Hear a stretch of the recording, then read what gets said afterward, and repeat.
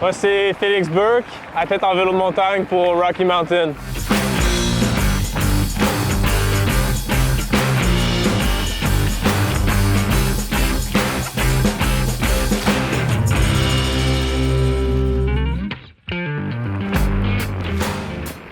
J'ai commencé en cross-country sur les circuits olympiques. J'ai essayé de me faire sélectionner sur l'équipe nationale, puis j'ai fait partie de l'équipe nationale quelques années. Bien là, la saison a fini un peu de façon spéciale cette année. J'ai tombé dans ma dernière course, puis je me suis cassé le poignet.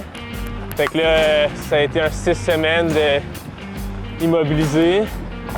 Fait que là, je reprends tranquillement. Je trouve que c'est une belle période où on peut changer la routine un peu. J'y vais avec le flow.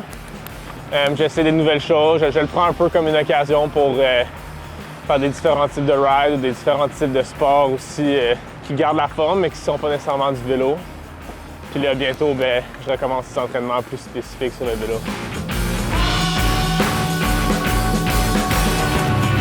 Fait que là, on est dans le garage chez mes parents. Puis ça a été mon workshop longtemps pour travailler sur mes bikes. Puis ça, c'est mon vélo d'enduro. Ça, c'est le Rocky Mountain Instinct.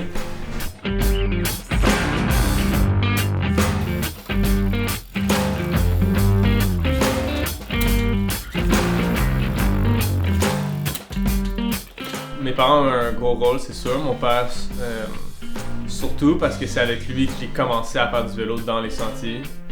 Fait qu'au début, je veux dire, j'étais pas bon, là, comme n'importe qui commence. Puis il a été super patient, il m'attendait.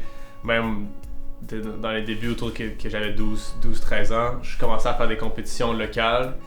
Puis il faisait la compétition avec moi. Je me souviens, on partait 20 minutes avant le départ officiel. On se faisait dépasser par tout le monde. Puis on finissait une demi-heure après le dernier. Puis lui, il a eu la patience de faire ça avec moi.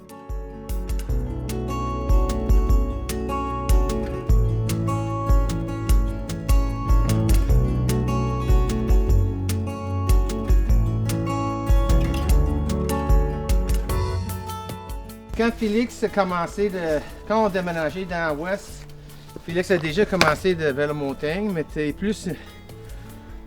plus intéressé par la gravity, la descente. Mais à Whistler, en plus, le style de riding a changé un peu plus dans cross-country. Puis quand nous, on a décidé de déménager ou de tourner dans l'Est, on était un peu chanceux parce que on avait une équipe de vélo montagne proche ici qui encadrait un peu Félix qui cherche à être un peu plus sérieux dans ses progrès. Puis à un moment donné, Félix arrivait avec bien discipliné dans ses entraînements puis avec sa progrès dans la course. Et lui était arrivé un peu plus autonome. À ce point-là, j'arrivais à moins en support puis plus comme spectateur. Je suis plus à des plus gros courses comme le championnat canadien, le Coupe du monde à Mont-Sainte-Anne. Ça, c'est des albums de toute mon enfance. Là, ma mère, elle faisait ça, elle prenait beaucoup de photos. Puis avant le temps du cloud storage, elle les faisait tout imprimer.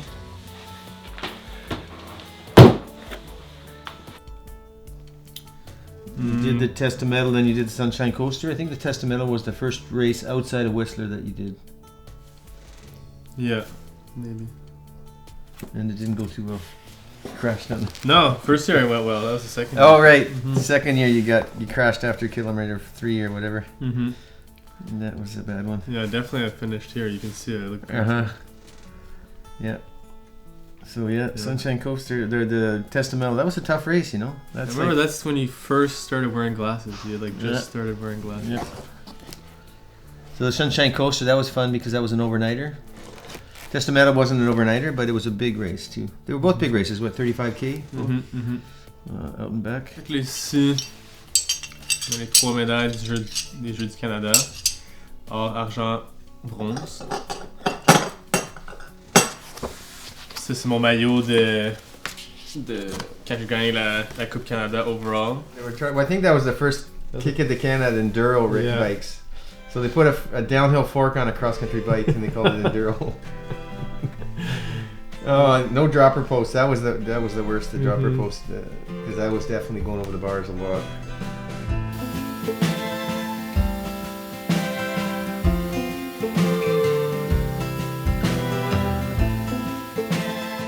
Ben, la saison prochaine, il reste encore certaines choses à concrétiser, là, mais tant et si longtemps que je peux continuer à le faire tout en divisant mon temps sur mes autres projets, je vais continuer. Je veux dire, c'est pas la passion qui manque, ça me tente de faire des compétitions, ça me tente de pousser mes limites encore. Fait que la passion est encore là, mais je sens un besoin de faire d'autres projets. J'ai d'autres motivations maintenant, fait que j'ai pas envie de mettre mes autres projets de côté juste pour faire de la compétition. Fait que tant que je peux réussir à faire de la compétition puis d'être dans le monde professionnel en travaillant sur mes autres projets, ben je vais le faire. Et c'est ça, avec le poignet, c'était ma dernière compétition cette année. Une compétition de 7 jours, c'est une course sur 7 jours. Il restait 3 km à la 7e journée. Fait que j'étais à 10 minutes de la fin, puis j'ai eu un crash, ça arrive. Ça arrive dans les moments les plus faciles, puis c'était exactement ça. C'était rien de difficile, j'ai juste un petit manque d'attention. Je suis passé par-dessus le guidon, puis j'ai fracturé mon poignet. Puis ben, mes proches, je pense que ils me font confiance. Là. Je pense qu'ils me supportent. Je suis chanceux d'être entouré de gens qui me supportent dans mes projets. Fait, c'est sûr que quand je suis blessé, c'est pas le fun pour personne, mais je pense pas que personne m'empêcherait de le faire ou personne s'inquiète trop pour moi non plus.